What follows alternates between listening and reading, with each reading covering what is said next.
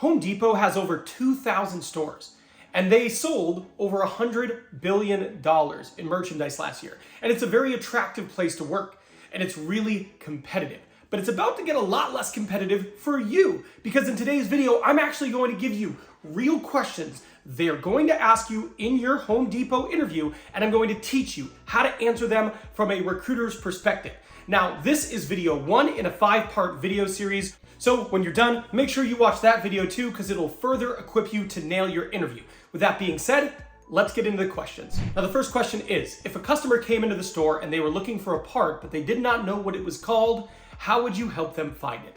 Now, this is really interesting. I think at the core here, what you have to understand is that customer service is incredibly important to Home Depot. So when it comes to answering this question, it just can't be about figuring out what the part is. It also needs to be about how you treat the customer in the meantime.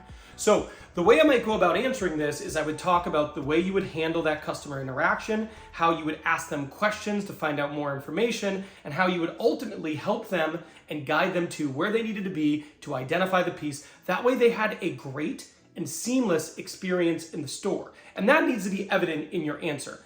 Answering it might sound something like this. Well, that's a really good question. You know, in my time in customer service, what I found is really important is asking questions. So if a customer came in and said, hey, I'm looking for a part, I don't know what it's called, but it's for blank. What I would say to them is I would say, okay, well, you came to the right place. Let me ask you about what you're doing. And I would ask them a series of questions until I found out what it was. At that point, when I identified what I think to be what they're looking for, I would then take them to that part of the store, confirm what say that is what they were looking for, ask them if they had any additional questions, and then thank them for coming in and let them go. And that's a great way to answer this question. If you can answer it like that, and in that they can sense your passion for helping people, your willingness to go above and beyond to make sure people have a great experience, you're gonna nail that question. The next question is, how would you define exceptional customer service? And this is a great interview question, and it's a question that you might get in any customer-facing role. And this answer can be different depending on who you are, right? Maybe we all have different definitions of what exceptional or excellent customer service looks like, but I think it's really important to say, to set the foundation here and say, yeah, that's a great question. You know, in a role like this, I consider it to be incredibly important to give excellent customer service with every customer you interact with. For me, excellent customer service means you're putting the needs of the customer first, you're making sure they have a great experience, and that when they leave, whatever it was they needed, they have a great experience. You know, for them, they're able to achieve what they wanted, find what they wanted, and they leave feeling good about the experience and the interaction with me as a customer service person. So to me, that's what it's about. It's about serving the customer and making sure their experience is great. And if you can do that and answer it like that, you're gonna nail it. The next question is a bit of a tricky one. It says, if a customer's card was declined and they became upset, how would you handle it? So this is a tough situation to be in, but it is something that happens from time to time. So it's a good hypothetical for someone who might be dealing with customers at Home Depot. I think it's really important here when you're giving your answer for it to come across as you're someone who is sensitive to this situation and you're capable of discretion in an uncomfortable situation. So what does that look like? So you might say something along the lines of, well, you know, this is something that is going to happen from time to time. And if you are dealing with people, you need to understand their perspective and try to treat them how you would want to be treated. So in a situation like this, what I would do is I would say quietly to the customer, excuse me, your card was declined here. Do you want to try it again? Sometimes there's an error. That way they could try it again. If it happened again, I would say, okay, so it was declined again. Is there another form of payment you would want to use? All of this I would do in a way that is discreet so that no one else could hear, so I can try to preserve dignity for them and not make them be embarrassed.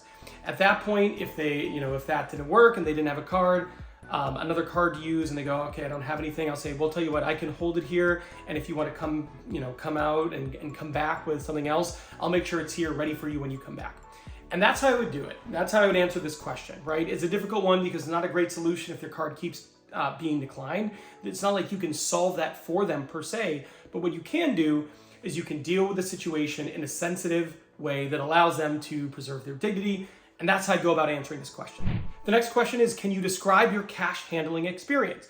And this is a relatively easy question to answer. You just want to talk about your experience. And you want to sound confident when you do this, right? If you've done this before, you can say, oh, well, I have lots of cash handling experience. I would say all in all, probably about 5 years of experience. I did it at this job, and this job.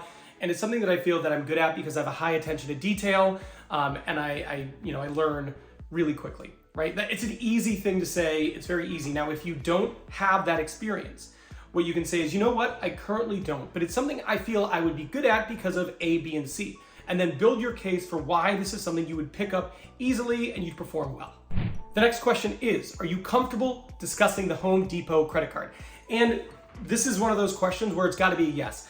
I have worked in retail before, and companies love when they can get people who come in to sign up for their credit card. It is a huge metric that they're evaluating people on the registers for. So this question, you can't have any trepidation. You have to show enthusiasm for this task. It's something that they're going to want to see someone embrace. Even as early as the interview, you were willing to do it, because this is one of those things where it's really hard to get your associates to do this effectively. So if you're someone who shows promise in the interview at this specific task, it's going to serve you very well. So if you have previous experience signing people up for a credit card at a different store, it would be great to reference that. And if you don't, then you just want to express your enthusiasm. So let's just say you do have that in your background. The way you might answer that question is like this. Oh, I'd be entirely comfortable with that. At my previous job, working at Kohl's, that was something that our managers really wanted us to do, and it was something that I enjoyed doing. I saw it as a challenge to be the best person at that for my shift. So it was something that I really worked on. I listened to people who were really good at doing it, and then I incorporated what they said into my pitch, and I ended up being one of the more successful people in my store at signing up people for the credit card. Something like that is really going to position you as a great candidate. Trust me, they want people who are going to be willing to sign people up for the credit card, and they want people who aren't going to shy away from that, but rather they're going to enthusiastically embrace it. So it's important that that comes across when you answer this question. This next question is a bit of a challenging one, and it's a hypothetical. And the question is, you are working on a high priority task for your manager when all of a sudden a customer comes up to you and asks for your assistance. What do you do? So this is a great question, and the way I would probably answer it is I would probably let them know that, priority one is the customer. So you want to make sure they have a great experience. What can't happen here is a customer can't be told no and they're unsatisfied. So what you could say is, great question. That's a challenging one. What I would say is if I was working with another person, I'd let them know, hey, I'm going to help this customer and I'll be right back. And I'd prioritize the needs of the customer and make sure they had a great experience. And then I'd return back to the task at hand as quickly as possible.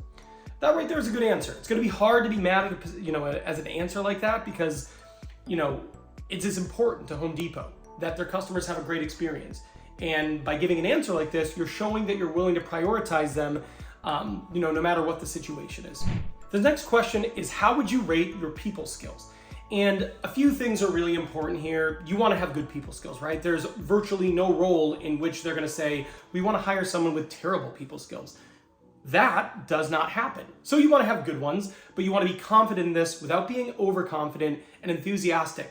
And even better, if you can add on a little bit as to why you feel you have strong customer service skills. So for example, or people skills rather, an answer might sound like this. On a scale of 1 to 10, I'd probably say a 9 or a 10.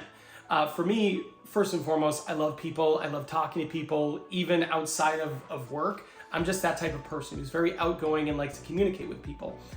So for me, it is something that's a big part of who I am. So I would say my people skills are very strong. I'm very confident in talking to all kinds of people, especially when it comes to things I'm passionate about. Like Home Depot and the different tools you have, and then you can go on to give an example as to why you're passionate about, DIY projects or home repair, etc. But it's important that they understand that you have strong people skills, you feel confident in that, and that it's an innate part of your being is connecting with people, because that's what would make someone really good at a role with their customer facing. This next question is, are you available for weekend, evening, and holiday shifts? Most retail locations, and not just Home Depot, but all stores, are going to ask a question like this. And I've often said in the past, it's pass-fail, right? They want to hire people who can work these shifts because it provides them with flexibility. Having people who can do this type of thing is very helpful. Now, if it's an absolute no for you, right, you can't do that, I wouldn't wouldn't lie here, because what you don't want to do is get into a situation where like a week into starting, they're asking you to do this and then you're saying no, because there's usually a probationary period. And if what you said in the interview wasn't true, you could end up being let go shortly after being hired, and that's not going to work for you. So if it's a no, I would say, I cannot work this because of blank, compelling reason, but I can work these hours, I'm very dependable, etc. But ideally, you'd be able to say, yes, absolutely. With notice, I'm able to work any of those times and I'm willing to accommodate it. That's not something that, would be a concern for me. I can absolutely do that. And you want them to feel it in your voice, that you're confident, you're willing to do it, etc. Another type of question you're gonna have to answer when you interview with Home Depot is behavioral interview questions. They're some of the more challenging interview questions that you're going to get, which is why I made this video right here. This is going to give you 5 behavioral interview questions you will get asked in your Home Depot interview. So these are additional questions you're gonna need to be prepared for. So don't end here. Go watch this video next. I'll see you over there.